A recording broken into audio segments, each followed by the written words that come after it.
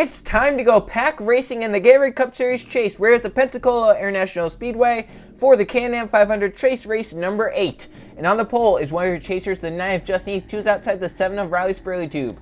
Then 30 of Derek Hamill, 4th Lawrence Palapine, running at the top 5, Trey Rainey. That 18 team has won this race the past two seasons. Trey also won it last season. They have Alexander Rowan 6th, Stuart Gratton 7th, Jonathan Beefer in 8th. Code Luigi second in points is 9th, and running up the top 10, Eli Bright. He's on a long winning streak, but just like Jay Jefferson, can he break it? And then for the rest of you, got Jeff Bright and Carter Friesen. They have Justin Didell, Levi Schultz looking for that Pensacola sweep. They have Nathan Stapleton, Diego Yepez, then Kyle Perry and Donovan Dewitt. Then Brendan Reed, as we mentioned, Jay Jefferson broke his winless streak at Michigan. They have Isaac Nichols and Michael Canto. Griffin Lynn, your points leader, starting midfield, and Carson Bowers in the 21. Then there's TJ Hanley and Tim Gary, Jake Galloway and Tim Randolph. They have Jonathan Raines and Joe Jefferson, Luke Rainey and Alex Stewart, then Max Anderson, Colton Yo, Louis Jack Tavo, and Steve Larker. They have Brandon Tharp and Michael Gregory, Emmett Juckham and William Seaman. Final rounding up the field, Andrew Miller in the 31, with his outside being the 13 of Steve Morgan. There's your 40-car starting lineup here at Pensacola. Let's go down to track and get the command to fire the engines. Gentlemen, start your engine!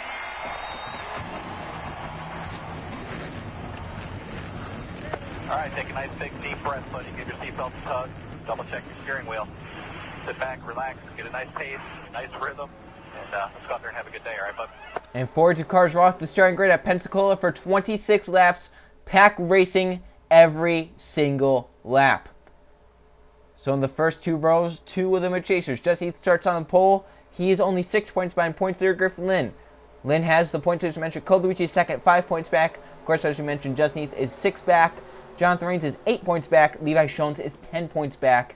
And the 14, as I mentioned, Schultz looking for that Pensacola sweep. Heath is trying to get up there, and Hamill is from Florida, so it'd be special if he could win here today. As so many laps, so much can happen here in the Can-Am 500. Let's get going as they come off of 4. Pace car. Gonna make the left turn to pit road.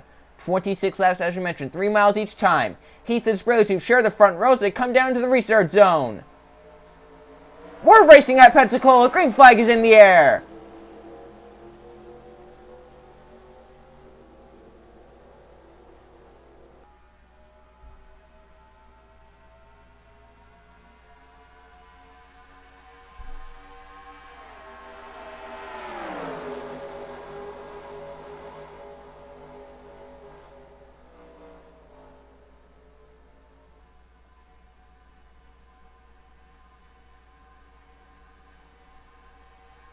One car back in the field had issues getting up to speed. It's really held up the package here right there. Some cars have lost the draft into turn number 3 for the first time. The pack has been split. Spurley-Tube leads. Jonathan Raines, a chaser with issues.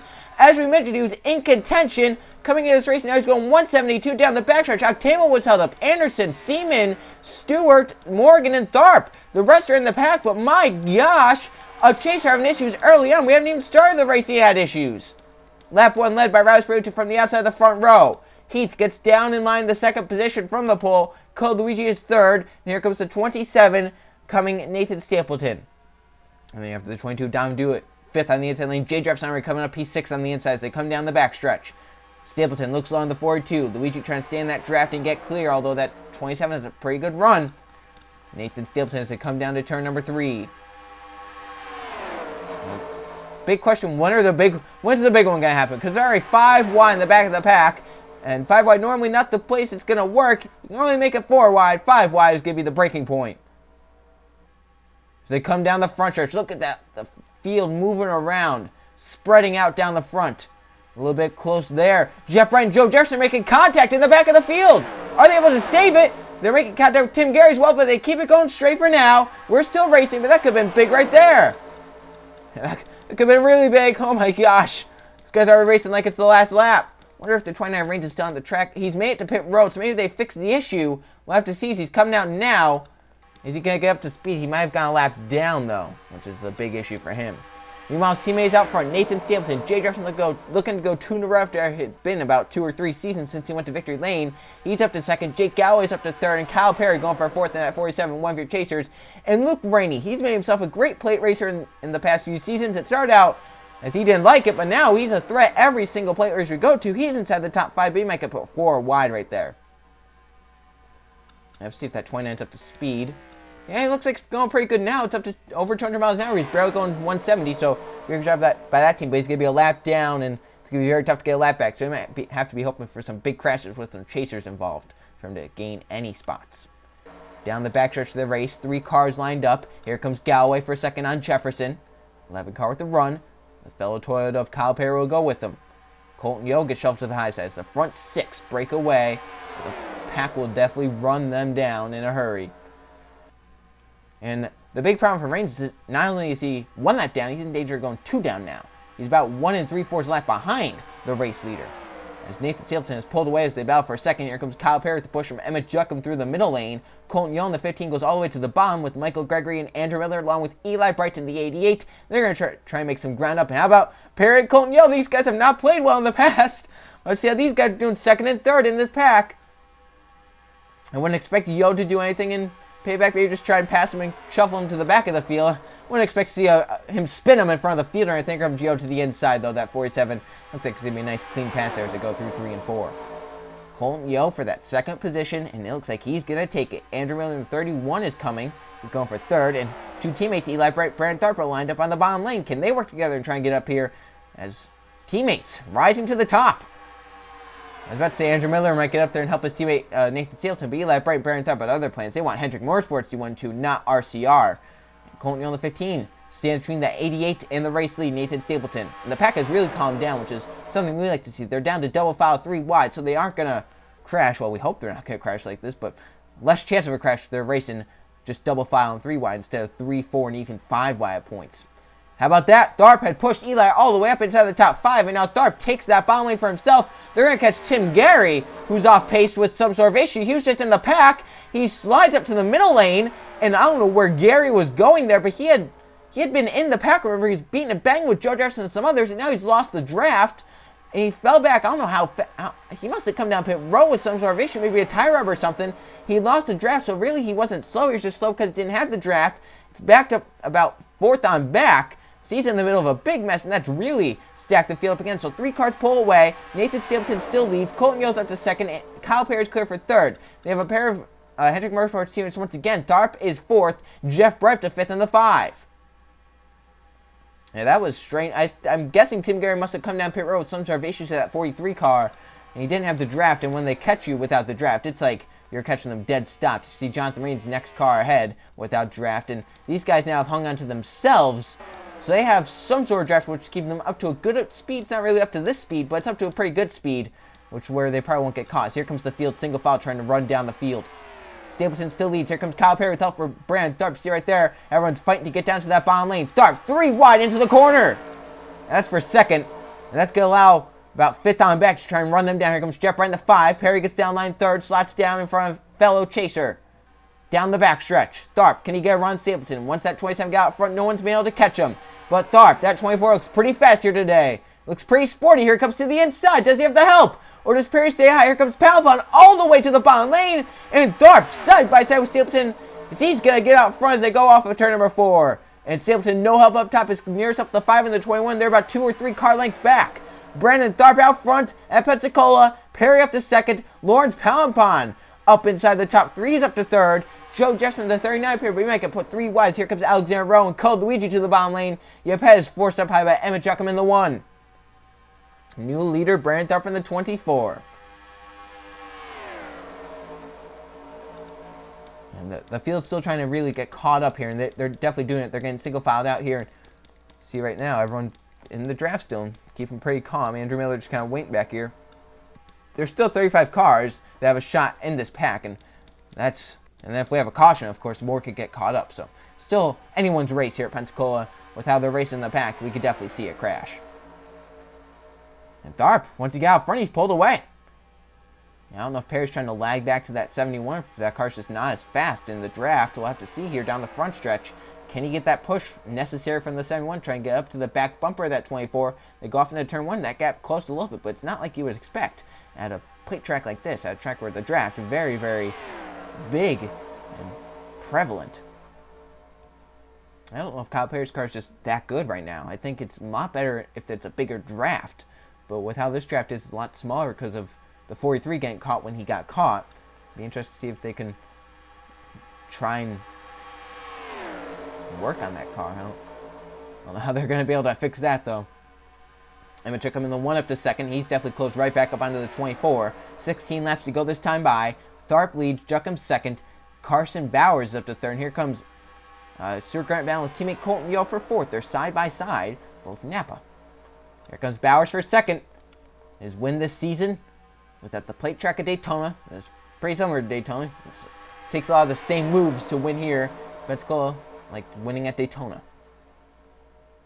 As Bowers clears, he's up to second now.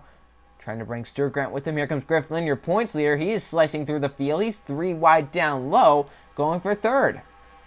And the 21 has no help down low. And I mean no help. When I say no help, that is the definition of no help. That 21 just had no help. And the 1 is really getting help from Colton on the 15. That could definitely help him out on the top side. He could get clear of that 21 fight once again with that 24. So they're still side by side for second. Down the front stretch. And Tim Gary's lost the draft, I think, again. So problems continue for that 43. Once again, Bowers no help down low. So they're 4 wide behind him. Maybe even 5 wide in the pack. My goodness, Eli Bright's onto the apron. The 88. Is that an issue, or is he just dropped? I think he may have gotten forced below there and had to let off, but he's going to lose the draft now, so he's going to need a caution to get caught up, and the caution might happen in front of him, because look at how they're racing in this pack. 3 and 4 wide, and they're still bound for second. Juckham has the better help up top, but now the 21 has help with Carson Bowers down low. Here comes Bullsayer just needs back. Jay Jefferson trying to get 2 in a row. At 4 wide in the pack, it's getting intense. I think Eli may have just been in a situation he didn't want to be in. He backed out, maybe thinking that he didn't want to cause a crash or something like that, but it's definitely backed him out of the pack. He's going to need a caution, as we mentioned. Jay Jefferson, 3 wide for a second. But can Bowers get clear? He does. He keeps second. Now they're catching the 29 of Reigns. He's going about 10 miles an hour slow, which isn't really slow, but just because he has no drafting help. They're coming to halfway this time by, too. Tharp has gone out front. He's dominated. No one's been able to touch him, as no one's helped second on back. Now let's see where they go when they catch this 29 car. Will it be bottom lane? Will it be middle? Will it be all the way up top? They're going to the bottom. Does Reigns abandon down there? He does. He tried to get down, but he stays up to the middle lane. Now if he can get into that draft, he won't be as slow. You can see they're still catching him at a pretty good speed, but now he's kind of getting into that draft. He's getting the help from behind. It's working out for him. So they're up to speed, looking for that lead. Bowers looked, but Jefferson looks even lower. I don't think he's got the run, though, to get to that second position as the 21 had the help. Now comes Bowers for the race lead into turn 1. Carson Bowers in the 21 will lead the Can-Am 500. Jay Jefferson going for second on Brandon Tharp.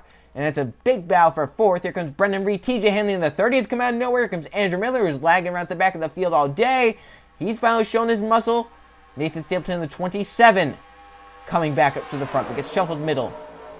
Jay Jefferson with the peak for that race lead. Carson Bowers leaving that inside lane open just a little bit. Jefferson using it a little bit lower there, trying to get that run. He could not get it done, though. Oh, wait, there he goes. Off of 4 to the bottom lane. Jay Jefferson. TJ Hanley down even lower. Trying to get the push from Andrew Miller to get below that 21. As Jefferson shuffled to the middle for second. TJ Hanley 4 wide now for second. Andrew Miller showing that he is not scared. He's going to second 4 wide. Diego Yepez's pusher. Nathan Stapleton, one of the dominant cars. He's coming back up to the front. Joe Jefferson, the 39, back up here, but he gets forced in the middle lane. Miller goes high as Yepez moves underneath him. Can Miller get the push from TJ Hanley to get clear and keep second? No, Yepez keeps a nose. Stapleton keeps a nose underneath that 87, and they're 3 wide for a second. This is what Carson Bowers wants to see in his mirror. Coming to see 11 laps of racing to go. Still about 34 cars that have a shot in this pack. Stapleton for the race lead down low with 11 laps of racing to go at Pensacola. Stapleton side by side with Bowers into turn 1. Kyle Perry in the 47 coming 4 wide to the bottom lane. And how about the cat in the 14, Levi Shones? We have not talked about him. We said he's going for that Pensacola sweep. He's up inside the top 5, up to third now in that 14 car. He has come out of nowhere. He's going for second now, but Alexander goes even lower at the push from Code Luigi in the 42. Luigi looks even lower. They might go 4 wide for third. The 42 at the push from Jeff Bright in the 5. 4 wide for third. 2 chasers working together down low. It's working good. Bowers backs out as they'll come see 10 laps to go this time. 10 laps of racing to go in the Can-Am 500. Still anyone in this pack has a shot to win. as Stapleton once again back out front, and Perry in second just cannot suck up to that car in front of him. Might take a big push from behind to try and get up there. We'll see if Cole Luigi and Jeff Brent can help that 47 out. Those are 3 chasers right now. They're all trying to gain points on that 36 of Griffin Lynn. Down the backstretch of the race. Here come the Chevys. Luigi looks low, but Jeff Brent did not go with them. Can Bright get down lower? Can Trey Rainey get down there? No one is helping that 42 out. And Cole Luigi cannot stay beside that 47 and get second, but it's just hurt Jeff Bright. He goes up high and will lose positions. And that really hurt the momentum that those guys had coming as well. 9 to go this time. The field spread out the front. 9 laps of racing to go in the Can-Am 500 at Pensacola. Stapleton leads. Perry is second. Luigi going for that second position down low into turn 1. He has a lane. And the Rainies, Trey Rainey and Luke Rainey are coming. We mentioned that 18 car's been so strong in this race. They've won the last 2 seasons. This exact race. And it was Trey Rainey that went to victory lane in this race last season. Can they get back to victory lane? Excuse me, it wasn't Trey Rainey. It was Kevin Bannon that won last season. Trey Rainey won 2 seasons ago. See if Cole Luigi can do anything with Nathan Stapleton as they go off into turn number 3, coming to 8 laps to go. Colton Yoway down low, almost onto the apron, trying to make that pass for 4th. Trey Rainey needs to help that 42 of Cole Luigi out. Stapleton in the 27, just right now sit and duck, but if those guys cannot get lined up behind, he won't be a sit and duck. He'll be the man out front and the guy that has the best position right now, because with how they are and how spread out they are, I would not expect to see moves being made until it's tighter together, until that draft is a lot more prevalent. Nathan Stapleton, Cole Luigi, Trey Rainey, Emmett Juckham, Alexander Rowe rounds out the top 5. Justin Zidell is up here. Michael Gregory, Jake Galloway, Jonathan Beeford. They're on the bottom lane. They have a shot to try and get up here. Juckham for 3rd. That 1 car's a run with the help from Alexander on the 7-1. He had a huge run because they were side by side. He might push that 1 all the way up to 2nd. Now the 1 and the 42 are teammates. Does Juckham stay in line by the 42 of Cole Luigi trying to help him to that race lead? Or is the 1 trying to take it for himself? Luigi tried to defend. Juckham goes low, but has no help. Alexander Rowe stays with that 42 of Cole Luigi. Now can Rowe push the other CGR car past the other CGR car? Luigi keeps that 2nd position. Juckham keeps 3rd. Trey Rainey's come back up in the 18 with help from teammate Jake Galloway. That 1 really needs to help that 42 out. They're going to have a shot. I just don't see it happening any other way. You can't be making passes for yourself, because that 27 out there, he'd be a sit and duck if you guys get lined up and work together. Jake Galloway takes it to the bottom lane. Juckham keeps it beside the 42. Now the 1, the 11, the 22, the 39. Others are going to try and line up and get a run. Here they come into that 27. Nathan Stapleton. It's a double file line at the front. Down the front stretch. 6 laps of racing to go at Pensacola. Stapleton still leads. They're 3 wide for 3rd. Behind, Juckham has no help. That's really the deciding factor. You need help to win these races. And if you don't have help in 2nd, you're not going to be able to get up there. So someone needs to get lined up in 3rd and push that 1 car and get by the 27. You can't be making passes for yourself, or else Nathan Stapleton's going to get out there and just win this race. Easy. They're coming to see 5 laps to go, which is a big point in this race, because if they get to 5 to go and the yellow is not out, the next flag ends it, whether it be the checkered flag or the yellow flag. Look at how far those front 2 have gotten out, because they're 4 wide behind. These guys have a huge gap, and if anyone gets lined up in the back, these guys are toast. 5 to go at Pensacola. If the yellow comes out, the race is over. Juckham onto the back of Stapleton has a run. Can he look inside? If these 2 get side by side, 3rd on back is going to have a huge run. I just have to say it now. 3rd on back might have a huge run if these guys got side by side, because of how far back they are, and these guys would not be having any drafting help. That could be big. Here comes the 24, the push from the 30 down the backstretch. Yepes in the A7 up here. Jones in the 14 may have been shuffled to the middle. Kyle Perry in the 47 trying to defend the bottom lane. Tharp going for 2nd, that 24 car. He's another dominant car. He was the 1 car that got by the 27 Stapleton. Do we see that again? Could Tharp get by the 27? He has a run this time in 3 and 4. Yepes in the A7. Kyle Perry in the 47. Levi Jones in the 14. Griffin in the 36 back up to the front. But they have a ton of time left. 4 laps of racing to go now. Yepes goes low. Has a push from Kyle Perry. Dark going to be shuffled to the back once again. He's going to need some good luck here. Try and get down low. Have a shot. Yepes up to 2nd. Kyle Perry 3rd. Juckham going back for 4th. Jones going for 5th. He's 5th on the inside lane. Down the back stretch of the race. 47 stay with the A7. Those are two Toyotas. Yepes has a run. Can he get to the inside, though? Stays behind that 27 for now and cannot make the move down there. Did not have enough of a run to get there. Here he goes to the inside, 3 and 4, though. Yepes makes it late and may have caught Stapleton off guard. And Diego Yepes, as they come off 4, has the draft from the 47. And the Toyotas will get out front with less than 5 to go. Now 3 to go. Perry tried to block off Juckham, but he has a run down to the bottom lane. Can the 1 get underneath the A7 into turn 1? He's there. Juckham for the race lead. Jones going for second, the 14. We mentioned he's trying to sweep at Pensacola. Carson Bowers there on the inside. Jonathan Buford, Andrew Miller, Jay Jefferson, Joe Jefferson on the bottom lane have a shot. Down the backstretch. Jones looking low. Buford looking lower. Jefferson and Jefferson working together down low. Jones trying to sweep. Come and see 2 to go this time by. 2 laps left. Anyone's race. You have to start making your way to the bottom, though, if you want to have a shot. Come to see 2 to go. Can Jones get a run underneath that 1? He has a run. But the 4 getting shuffled out. Helping that outside lane out. 2 laps to go at Pensacola. 6 miles left. Who is going to gain points on points leader Griffin Lynn? Who's going to bring home the victory? Will it be chaser Levi Jones? Will it be non-chaser Emmett Juckham? Will it be non-chaser Jay Jefferson go for 2 in a row? Can Joe Jefferson grab his 5th win this season? Coming to see the white flag this time. Everyone poking out of line. Jay Jefferson gets a ban by Joe. He's trying to go and win it. Can Stewart Haas Racing get up there and battle each other to get both 9th win of the season for Stewart Haas Racing? They're coming to see the white flag this time. It's time to get busy in the Can-Am 500. Jones has a run. Joe Jefferson pushing him. Off of 4 they race. Coming to the white flag. One more time around Pensacola in the Can-Am 500. Jones down in front. Jefferson doesn't have a run. Joe Jefferson has a bigger run, but the one of Juckman gets because of that last lap at Pensacola. Joe Jefferson, the 39th, looking low on the 1. Stewart Haas Racing tries to sweep Pensacola. Remember, the 29 Reigns is a lap car. He will not play an impact, but he's not going to be able to win this race. Down the backstretch for the final time. Joe Jefferson with the move down low for his 5th win of the season into turn number 3 for the final time. Can he stay down there? Can Juckman get down? The 1 as they're drifting up top. The 39 with the lower lane. Yepes goes low, trying up the 39. This is going to be a drag race to the line as they come off turn number 4. The run at the top for the 1. The 39 with no help down low now. Down the front stretch to the stripe. They come. Juckham, I think, won.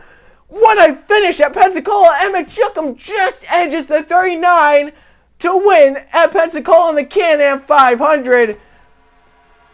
What a finish that was. It was by 8 thousandths of a second for Emmett Juckham. Another close Gatorade Cup Series finish, and it comes at Pensacola. Emmett Juckham with the push off the high side for Jonathan Reigns, and the A7 Yepes went low on Joe Jefferson. And at the line, that's what the margin was. My, oh my. What a finish. Emmett Juckham. A great last lap run. Jefferson gave it his all. Yepes gave it his all. But it's Emmett Juckham in victory lane in the Can-Am 500 at Pensacola. Let's go check the finishing results. Here are the finish results of the Can-Am 500 at Pensacola. It was a clean race with no caution flags and 6 lead changes among 6 different drivers.